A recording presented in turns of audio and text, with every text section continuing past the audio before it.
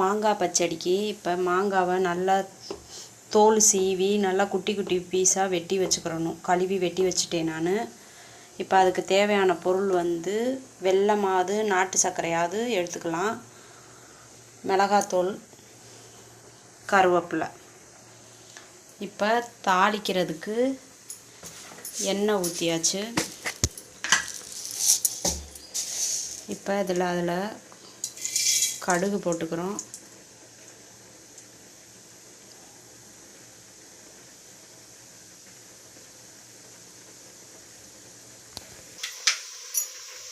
இப்போ கடுகு பொரியவும் கருவேப்பிலை போட்டுடுறோம். கருவேப்பிலை போட்டோடனே இப்போ நம்ம கழுவி வச்ச மாங்காய் துண்டை அதிலே போட்டுறணும்.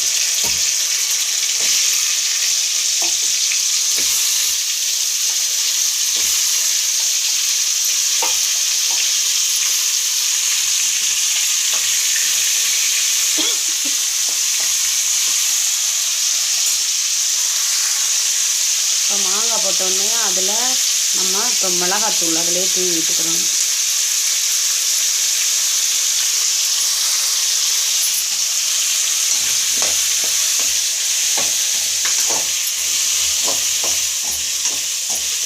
இப்போ மிளகாத்தூள் போட்டு நல்லா வதக்கி விட்டாச்சு. இப்போ 10 நிமிஷம் சென்று நல்லா மாங்காய் துண்டு வந்து நல்லா மசிஞ்சிருச்சு. இப்போ இந்த நேரத்தில் வந்து நம்ம எடுத்து வச்சுருந்த வெல்லத்தை அதோடு சேர்த்துடணும்.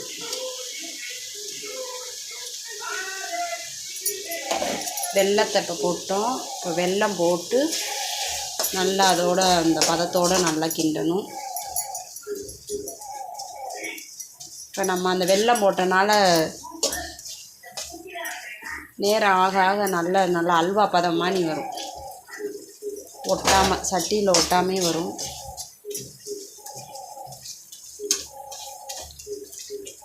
மாங்காய் ஃபுல்லாக நல்லா மசிச்சுட்டுக்கிறணும். மித்ததெல்லாம் இருந்தால் கரண்டியை வச்சு நல்லா மசிச்சிடணும்.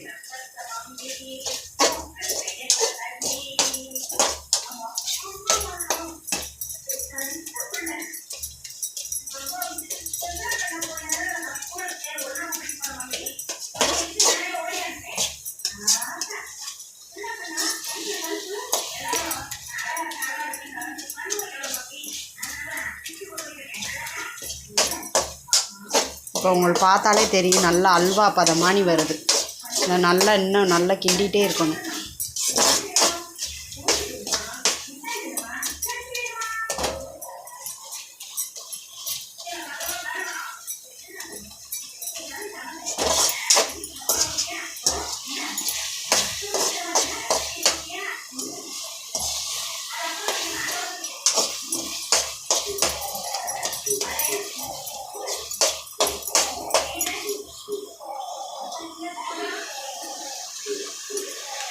ஆயில் வேணும்னா கொஞ்சம் ஊற்றிக்கலாம்.